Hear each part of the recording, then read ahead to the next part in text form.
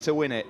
And the big question is whether or not Danny Buchan in 9th can get himself in there. He needs a huge day here at Snetterton. He has been successful here before, but from way back on the grid. Then those 8 riders basically will be reset. They're the only riders that can win the championship, and the only thing separating them are the podium points that they have accrued over the season so far. And Bradley Ray has got a couple of points in his back pocket for that. Here's the grid then for race 2 here at Snetterton. Brad Ray, Taz McKenzie and Tommy Bridewell then on row 1. O'Halloran, Ride and Idden on row 2. In 7th is Glenn Irwin. We've got Peter Hickman in 8th and Andy Irwin in 9th. And then it's Sykes, Jackson and Haslam on row 4. Row 5 features Danny Kent, who didn't have a bad day yesterday. Takumi Takahashi and Josh Brooks, the Aussie. Tom Neve, Storm Stacey and Chrissy Rouse on row 6. And there is Danny Buchan in the middle of row 7, 20th place on the grid. Mizuno, Delbs and Owens are on row 8, and of course he wasn't in action yesterday. Rory Skinner has got to head off from row 9, which is practically over in Attleborough. It's that far back. It's looking like Chrissy Rouse is going to make the start here. He's got a bit of a problem with his motorcycle. That's a shame for Chrissy. Yeah, it was off the back yesterday, so maybe it's a sort of rebuild glitch. Yeah, quite possibly. So the riders then make their way up towards the grid here on the centre straight. The reigning champion on the McCams Yamaha, Taz McKenzie. What can he do from 2nd on the grid? Danny Buchan's hopes here in this race. He's got to get a good start, and he's got to try and make it through the first lap. Yesterday, wiped out, of course, by Ryan Vickers. We send our best wishes to Ryan, of course. He's concussed after the crash from yesterday, and hopefully he'll be back in a few weeks' time at Alton. 16 laps coming up here at sunny Snetterton in Norfolk for round 8 of the Bennett British Superbike Championship. It is all eyes on the title fighters here. The showdown decider at Snet is underway. Lights out. Good start from McKenzie in 2nd, and again Tommy Bridewell on the front row, not getting away all that well. Coming through is Jason O'Halloran, number 22 as well, but into turn 1, Brad Ray just about holds it. It's Yamaha's 1, 2, 3 and 4, James. Yeah, great start from everybody really. I didn't see anybody fluff the start there. Now this is first lap down into the hairpin, always issues. Oh, hey, somebody off, I think at least 1, maybe 2. Yeah, I think somebody slid off, took somebody off. That's Danny Kent is one of them. That's Danny Kent on the Suzuki and Honda. And Takahashi. Yeah. Takahashi's gone down as well over at Montreal. It's just one of them types of corners, absolutely, isn't it, James? Especially on the early laps. Now here's another one, Agostini's, as they tip into here. It's Brad Ray that leads. Jason O'Halloran is up to 2nd. McKenzie's dropped down to 3rd. He was a bit wide into Montreal on the opening lap. And yeah, this is one of them circuits where one corner leads into the next, and actually you start rushing and you start pushing, you start running wide, you make a mistake, and that's exactly what's happened to Taz. He needs to just settle down.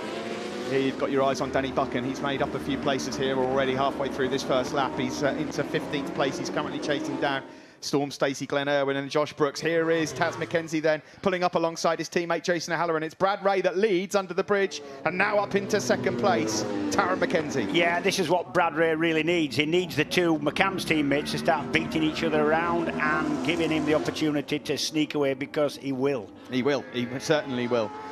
Coming into this one, Bradley Ray, after his brilliant win yesterday, leads on the podium points, and already he's starting to make a breakaway. Yeah, I think first time he leads in terms of podium points. I think O'Halloran's had it before now, so 51 points now, Brad Ray as it stands, and 48 for O'Halloran. Your next closest then is 27, McKenzie. As they come across the line then, let's get a rundown of them. It's Ray that leads from McKenzie. Andy Irwin, who fell yesterday, is in 4th just behind O'Halloran. Then it's Bridewell. There's Kyle Ride, number 77 on the black and blue Yamaha. Of course, he's 8th in the championship at the moment.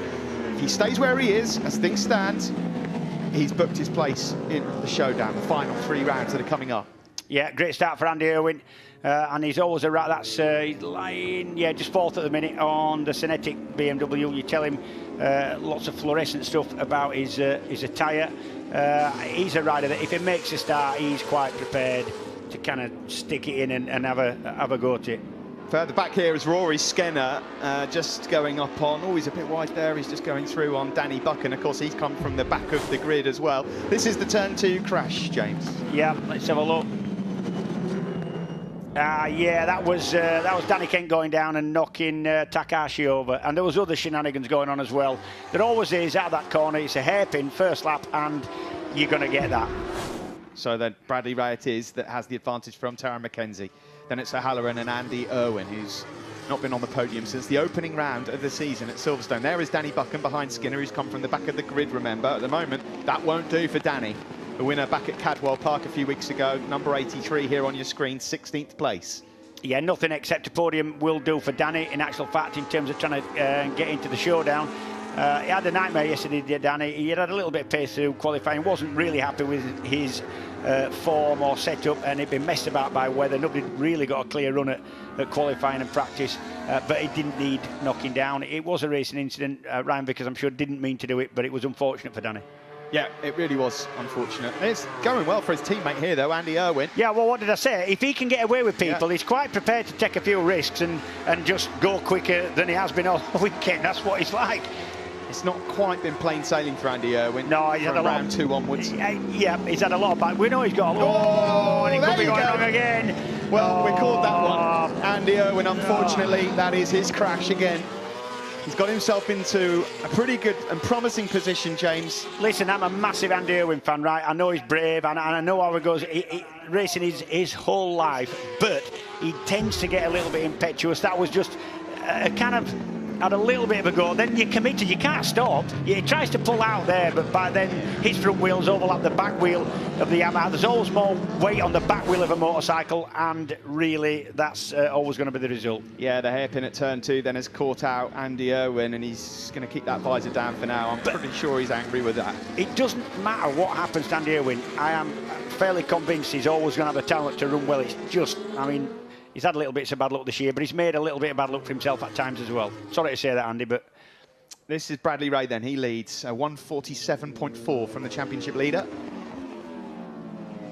This is Tom Sykes just going through on Christian Idden. Has Christian Idden got a problem on that Bill-based Suzuki? So. Yeah, not like him to look that steady. No, he had a great day yesterday, just missing out on the podium, but he looked a bit pedestrian there. He did. I'm not sure what's going on. He's back into there's something wrong. There's something going on there. Peter Hickman's trying to get his way through on Christian Idden as well. And he's looking round. Look, he's definitely got a problem with the bike. He's looking around, don't want to cause anybody else any issues. And when you're in a pack like that at this pace, then you've got to think about other people. He's a bit busy at the moment where he is, but he's continuing. Yeah, so it's not a terminal thing, is it? He keeps looking down to his right. It's actually on the straight. It looks like there is no problem for the. Maybe there is. Yeah, maybe it's steady. Unusual. Lots of chatter going into Sears. Into Richards. Quite sure what's happened then to Christian Idden. Meanwhile, Taz McKenzie, a 47.079, and Danny Buchan almost suffered the same fate as his teammate. That was almost the same incident, wasn't it? Buchan, of course, trying to plough his way through, get as many points as he can. By the way, McKenzie's lap that he's just put in, it's the new lap record. That's it. 47.079. Beats Shaky's old record. So I'm going to say somewhere in the press position, Shaky's now. Oh, that's another one of my lap records. Tearing his programme up. Oh, who's that? That's Leon Haslam. Leon Haslam. And, well, if we didn't already know it, I'm afraid that is it. The chances now are completely gone for Leon Haslam. It wasn't looking good for him coming into this weekend in any case. But the Vision Track Kawasaki rider then has gone straight on. And that is it. Leon Haslam will not be in the showdown. Right, back at the front. That gap then, half a second between Bradley Ray and Tara McKenzie. They are, I don't think that's half a miles second. Clear of everybody else at the moment. Yeah, that's less than half a second now. Yeah, from what happened yesterday in race 1, it was clear to me that the only person who could go with Brad Ray was going to be Taz McKenzie. He used a lot of tyre coming through. He made a terrible start. He was helped out by the safety car, but still he had a lot of work to do, and that uses a lot of tyre up. Now, just remember with the showdown, these are the live standings. The championship position here doesn't matter so much. It's all about podium points now. Yes. Taz McKenzie, of course, with a second place here, we'd get it wrapped up. He'd be in the showdown, and these podium points are needed as well. Yeah, and you might say, how can Taz McKenzie be not even confirmed in the showdown yet and still have quite a lot of podium points? It's because when he has finished, it's generally a really good, strong finish. It is. When you consider as well that McKenzie didn't race in the opening 2 rounds, I mean, how on earth he's got himself in this position is remarkable. And then he had meetings where he fell off a lot on himself, like at Knockhill. He's made his job really difficult this year. He's something close between Lee Jackson and Tom Sykes. They're just running up behind Peter Hickman at the moment. This is the battle for 7th place. Just a bit further behind. Rory Skinner's done an amazing job from the back of the grid. He's in 12th behind Danny Buchan. So Buchan at the moment in 11th. That won't do. As things stand with Kyle Ryde in 4th. The guys 6th, 7th and 8th in the championship. That's Tommy Bridewell, Tara McKenzie and Kyle Ryde would all be booked in. Yeah, I think that's title fighters. It's just the way it's happened here, Steve, at Snetterton. Tom Sykes then at the start of the year, so quick here in the test, it's not to be his day. There is Kyle Ryde, and you have to take your hat off. You did that interview with him where he has had some misfortune in the last couple of rounds, but there was some pressure on him coming here into Norfolk, James. Yeah, and sometimes when you're desperate to make amends for mistakes or problems you've had, you're less likely to make a result. And he's all right. He's done well this weekend as Kyle Ryde. Just behind Kyle Ryde is Jason O'Halloran, number 22, of course, who is another nightmare meeting. Yeah, I was about to ask you that, James. I mean, I don't want to bring up what happened. Oh, and there's it, and then it's finally gone. We saw that coming. The Bill Bay Suzuki rider, then he's out of it. Yes, Jason O'Halloran, despite obviously being well placed in the showdown, a lot of podium points as well. Yeah.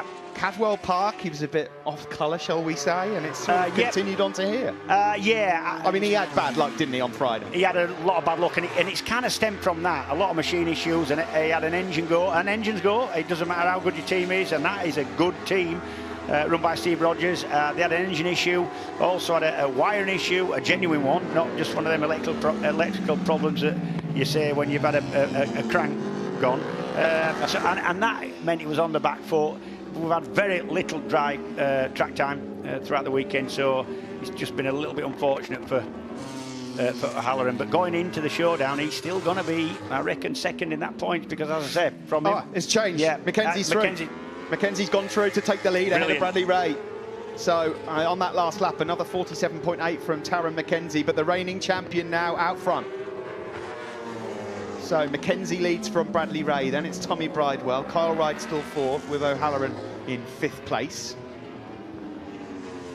So where has this move happened? Bradley Ray was looking comfortable, but Taz McKenzie was closing on him. It was. Rare mistake from Brad, maybe? Possibly, yeah, possibly. Is Brad going to now respond? On to the back straight we go. And tipping it into Brundle. Brad Ray, of course, a couple of vital podium points to his name yesterday. Taz McKenzie. Oh, we've got Leon Jaycock, who's entered the pits on the Specsavers Suzuki, so he's out of it. Well, fastest man on track at the moment is your man in 3rd, Tommy Bridewell. I thought he looked like he got a little bit closer. And there is plenty of time left in this race as well. I mean, he's going to need it because he's still, what, 2.6 seconds off these guys? Yep. But if these start to battle, Josh Owens is now entering the pits, it looks like, as well. So he's out of the race. We start lap 7 of 16, and it's Taron McKenzie who leads. Victorious, of course, at Brands Hatch and at Thruxton. Absolutely epic battles over at Thruxton. Here is a very upset Andy Irwin, who's finally made it back to the Synetic BMW garage. Yeah, the problem is when you make a start and you're getting dragged along, probably doing speeds that you haven't done all weekend, which was definitely the case for Andy. I'm not saying he wasn't capable of doing them speeds, but actually you get set-up issues, and sometimes you just make you're more likely to make a mistake, which he did. Unfortunately. Coming into this race today, if you're wondering how many podium points Taron McKenzie had, because of course he missed out in the opening 2 rounds, as Whit rightly says, when he finishes, he's normally up there. 27 podium points coming into this one. Yep. So he could do with a few, just to nip back on Bradley Ray. Yep, I'll say again, 51 now for Brad Ray and 48 for Jason O'Halloran. Yeah, you get 5 podium points for a race win, 3 for 2nd, and 1 for 3rd place. So this is the mistake then from Brad Ray. It is a mistake, wide at the hairpin. Hey, I played before. I thought it looked like that might have been what had happened. So a rare mistake from Bradley Ray, who was perfect yesterday here. That gap is definitely coming down though with Tommy Bridewell in the background, number 46. That's well worth keeping an eye on. He hit the kill switch yesterday to end his chances of picking up his first victory of the year. Yes, that is correct. Tommy Bridewell without a win yet. to his name. Yeah, the problem with hitting your kill switch, in the old days, it wasn't a problem. You could actually turn it back on and get going before you'd slow down too much. These days, when you hit the kill switch, it knocks everything off and you've got to reboot the whole lot. And that takes some seconds. We saw Tommy doing that right at the side of the pit wall, keeping out of trouble, keeping out of danger, because he was going probably 120 miles an hour slower than anybody else, and there's a danger in that, obviously. And he got it going again. Unfortunately, didn't score any more points. Well, we're halfway through this race. Taron McKenzie had the fastest lap of the race. It's the fastest ever race lap we've seen around Snetterton, 47.0. But again, on that last lap, Tommy Bridewell a couple of tenths quicker than the two out front. That's Dean Harrison just pulling into the pit lane there on the Dow Racing Kawasaki, number 5. Yeah, bad weekend for Dean. Retired yesterday as well. Blimey, there's not many riders left actually out on circuit. You finish the race, you're going to score some points at this rate. There is Lee Jackson. He's down in 9th. He got his his showdown spot booked yesterday. But again, Lee Jackson, it was very unlucky back at Cadwell Park. It didn't go to plan his home round. He's another rider, though, that's just hit a little bit of a dip in form, James. He has, yeah, whether that's his dip in form or whether a little bit too much pressure he put on himself at Cadwell. I interviewed him the day before the Cadwell meeting started and he was kind of hyper, you know, he's a steady kid and he just felt like he was expecting of himself, you know, and maybe just put a bit too much pressure on, I think. The good news for Lee Jackson, though, of course, is we go to Alton Park next, and that's where he picked up his first ever BSB win at the start of the season. And that's when it really matters, because that is where the showdown begins. Haslam's had another moment out on circuit. That's a big moment as well. It could have been bigger. Yeah, and that's a weird one, because the bike didn't grip again when he closed the throttle. It gripped really steadily and lazily, so I don't know. That looked to me like, I don't know, puncture, tyre issue. Lee Jackson trying to go around the outside at Coram Curve. Now, it's a massive ask, is that? It is. It might give you the inside line into Murray's, but that... You can't slow that bike down enough, because you've got to stay leaned over for longer if you're on the outside line, and that means you can't put the brakes on as hard as you need to stop for Murray's. So Bridewell, he was catching the two out front. They have responded and they've extended their advantage again. Bridewell a 48.4 last time around. McKenzie and Ray, split by half a second, were both into the 147s. So it's McKenzie, Ray and Bridewell. And Kyle Ryde at the moment in 4. That would be good enough to get in his place in the showdown. Then O'Halloran in 5th. 6th for Peter Hickman, who's closing on O'Halloran. And then this group that you're watching here. Sykes, Jackson, Buchan, Glenn Irwin just a bit further up the road there, number 2. So Danny Buchan, number 83 there, just behind Lee Jackson. He had it all to do, and it's going to be, unfortunately, too much of an ask. It was a big ask anyway, before he got punted yesterday. So on lap 9 of 16, Lee Jackson here has already got his place booked. Although Jackson with 14 podium points accrued so far this season. I think Jackson feels he's been held up a little bit by Tom Sykes. He's looking at every which way to get past.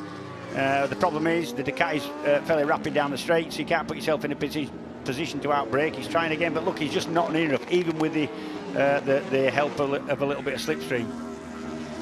Yeah, through Brundle and St Nelson we go, and up towards now the bomb hole here at Snetterton in Norfolk. A foggy start to proceedings this morning, a few delays with warm-up, but it's turned into a beautiful sunny day here. It was a beautiful bit of fog. It was one of those foggy sort of early autumn days that is obviously going to burn off. He's having another go. He's Jacko. It's not going to... there's no way through. And the problem is, when you're racing against a fella with a little bit quicker bike, then you're going to struggle to get by. Trying to get in the slipstream now. He's shaking his head. He's so frustrated, Lee Jackson, because he cannot get through on Tom Sykes, who's actually putting on pretty good defensive display here. Yeah, meanwhile, it's easier to put on a defensive display when you've got a bike that's probably only 3 or 4 miles an hour quicker down the straight, but it gives you the opportunity to keep out of the way of a sort of attack on the brakes. Meanwhile, Danny Buchan is catching up. Yeah, Danny Buchan is catching that group. Glenn Irwin here is catching Jason O'Halloran, who's just dropping back a bit. Peter Hickman has gone through on him, number 60 on the FHO Racing BMW. So Hickey is up to 5th. O'Halloran's 6th, and Glenn Irwin now hunting him down in that battle for 6th place. And all the time this is going on, Leebo Jackson, calm and steady though he is, will be building up a bit of pressure to do something, and that sometimes can go wrong. Yeah, he's getting hot and bothered, isn't he, Lee Jackson, at this moment in time, because the places where he's quicker than Tom Sykes, he can't get through. No. Here is Haslam then. The race is going to come to an end here. He's coasting, and something's gone wrong on that Vision Track Kawasaki. Unfortunately, he just has not been his year. Did you see, there's something, I'm fairly sure that's a puncher, that's a rear puncher.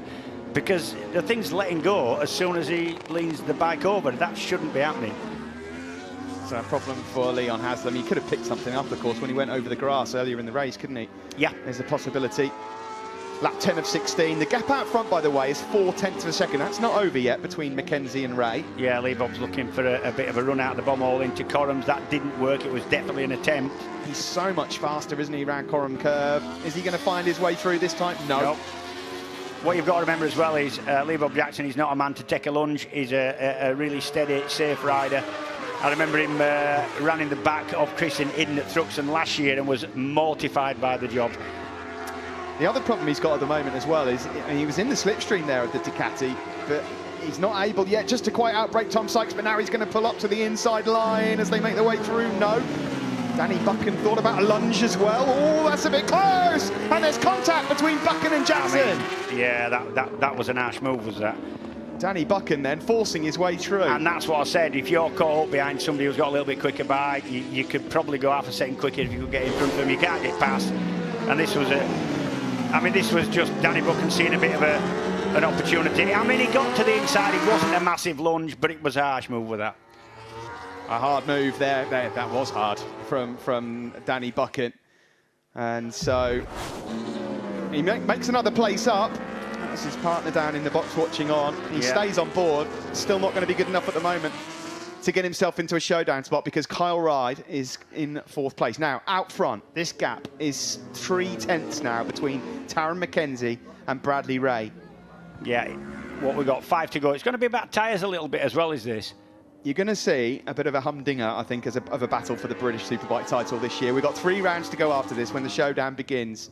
And you've got to be looking at the 3 Yamahas of Mackenzie, Ray and O'Halloran as being the favourites. You have, and they're the ones with the most podium points. These two are just worried now about podium points. So you would think, right, they're both going to be in the showdown. What's the point in going out at each other and risking anything? Well, podium points, that's why they're going to risk a lot, especially number 1, your reigning champ, Taz Mackenzie, and we know that he's prepared to take a risk or 2. Yeah, I mean, Taron Mackenzie, for people that don't know, is such a calm, lovely, well-mannered lad. You would never imagine that when that visor goes down, what he does on circuit. No, you can't get your head around the mildest mannered, politest man in the paddock. Hey, oh, Danny again into the hairpin, and now Lee Jackson's coming through again as well. Oh, you could tell he's a little bit angry, is Lee Bob now?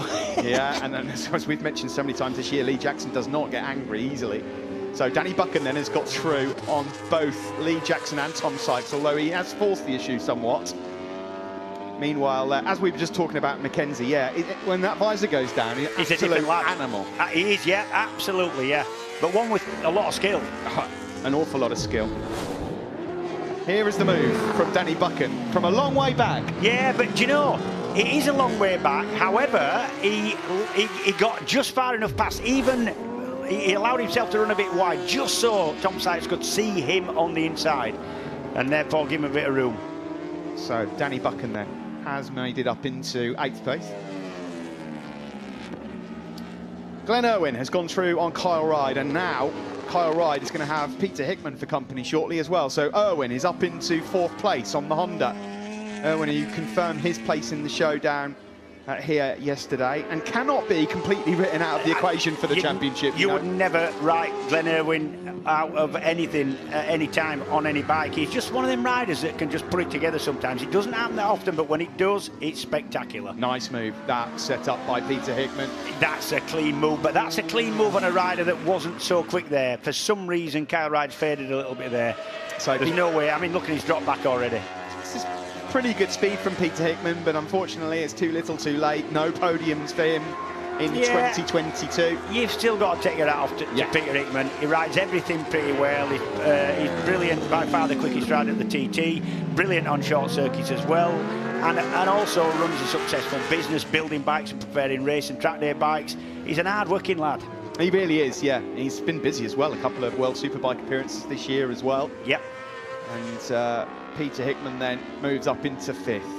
Just up ahead of him is Glenn Irwin. In the background there you can see Jason O'Halloran. He's being caught now by Danny Buchan and Lee Jackson. One of the things about this showdown is you want to go into the showdown, no matter where you are in it, with a little bit of momentum of success, and this is what Jason O'Halloran, for whatever reason, I'm not saying it's his fault, definitely his fault this weekend with the bike issues, but you need to go in with a bit of momentum because you don't get any, you can't have an off meeting in the showdown. Do you think that last year will have entered his mind at all?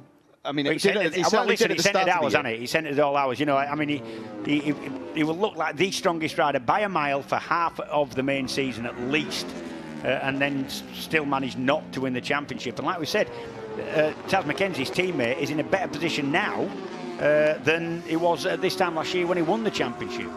He loses another spot there, Danny Buchan. Yeah, that was very, very late on the brakes. Now he is going to have his eyes now on Kyle Ryde. Yes, he is. However, he's 30 points behind Kyle Ryde. If this were yesterday, then fine.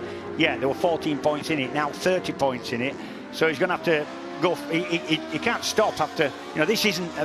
If he gets in front of Kyle Ryde, he's in the showdown, not by a long way. No, but you have to give him credit from 20th on the grid. He's done a very good job here. I'll always give the big man credit. So then, across the line we go.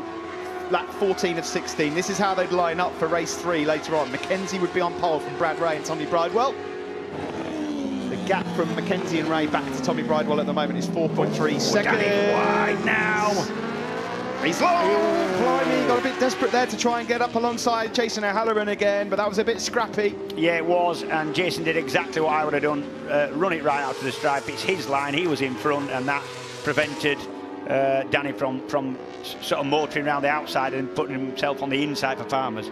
He's just looking down there at his dashboard was Danny Buchan. I don't know if he's got an issue with that, but he was just a bit too heavy there into the hairpin at turn 2. Yep, just outbraked himself. Look at O'Halloran runs him wide. Yep, that's what happens. So Danny Buchan then has got another space to make up. He's in 8th. Well, I'll tell you one thing. He has left it all out there. He said he would. Yep, and he has. So at the front then, on lap 14 of 16, this gap still hovering at around 3/4 tenths of a second. Mackenzie versus Ray. Is this what we're going to be saying at Brands Hatch at the end of the season? Or is Brad Ray thinking, do you know what, I'm not going to kill myself for the sake of 2 points, because that's what it is. 5 podium points for your winner, 3 for second.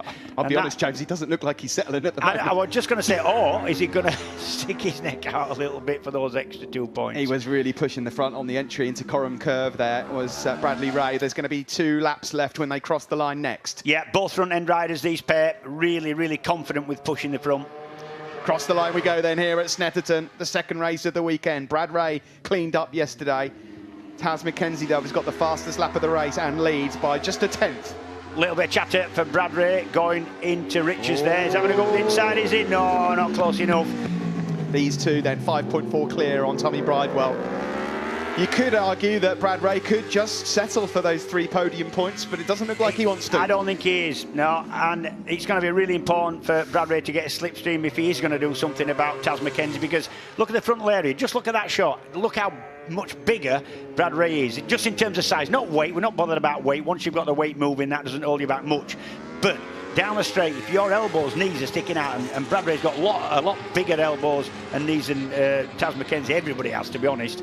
If Taz can get chucked in, then it's going to be a lot more difficult for, certainly at the end of the straight, for Brad to put himself in a position. He's got to use the slipstream correctly. Well, Brad Ray has spent long enough behind Taz Mackenzie to know where he's strong, to know where he's weak. Where is he going to try and make his move? Does he leave it until the last lap? He knows only too well that Taz Mackenzie likes a dice and a fight. They're essentially on exactly the same spec bikes. Not setup. There's little bits of differences in setup, but in terms of engines, they are exactly the same. There won't be any difference. There won't be 1 horsepower difference in these bikes. No, and it's just going to be down to a straight knuckle fight here between Tara Mackenzie and Brad Ray, because we're coming towards the end of this penultimate lap, and Brad Ray is really pushing from the bomb hole there up towards Coram Curve to try and get himself closer. You're not going to get past there. The problem is, you run that wider line this late in a race, you just haven't got the grip either.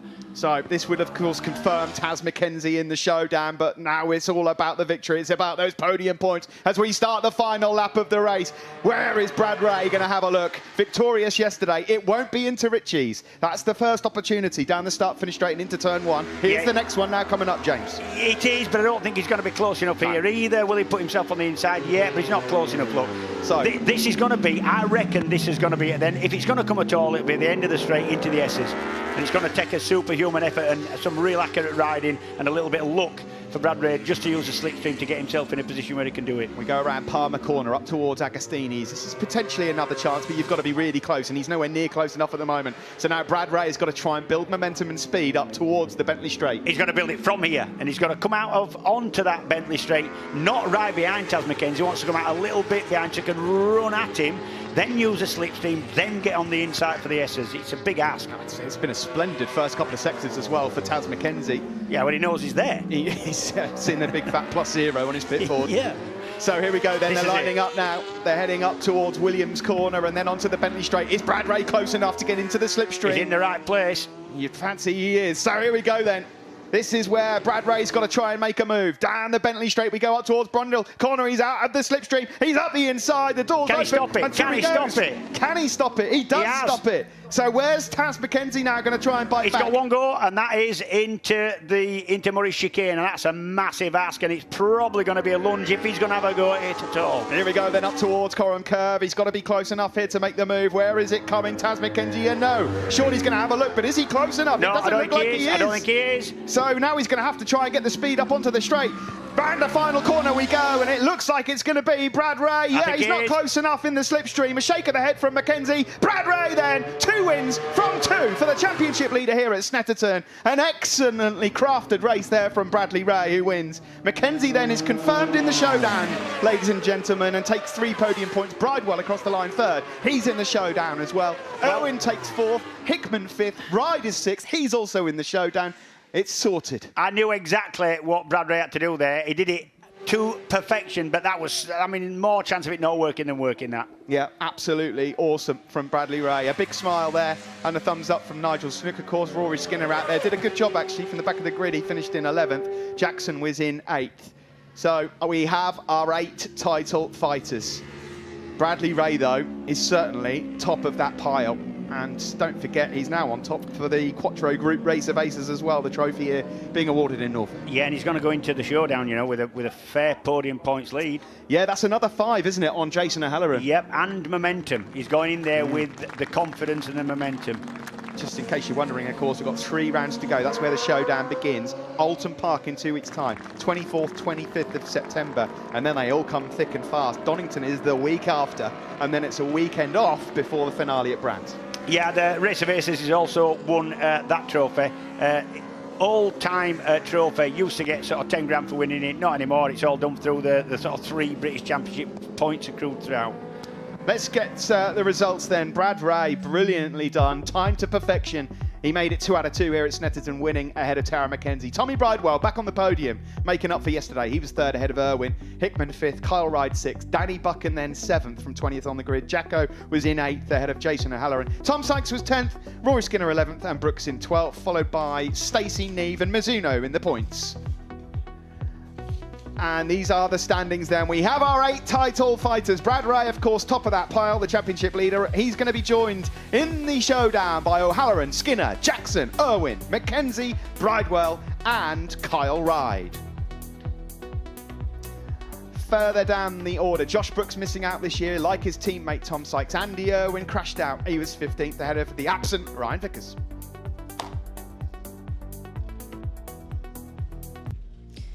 Well, our title fighters are now confirmed, and that man, Bradley Ray, taking his 6th victory of the season. It was a close battle between himself and Tara McKenzie, but that vital move at the end means he gets his 2nd win of the weekend. We'll get his thoughts and the other podium finishers after the break.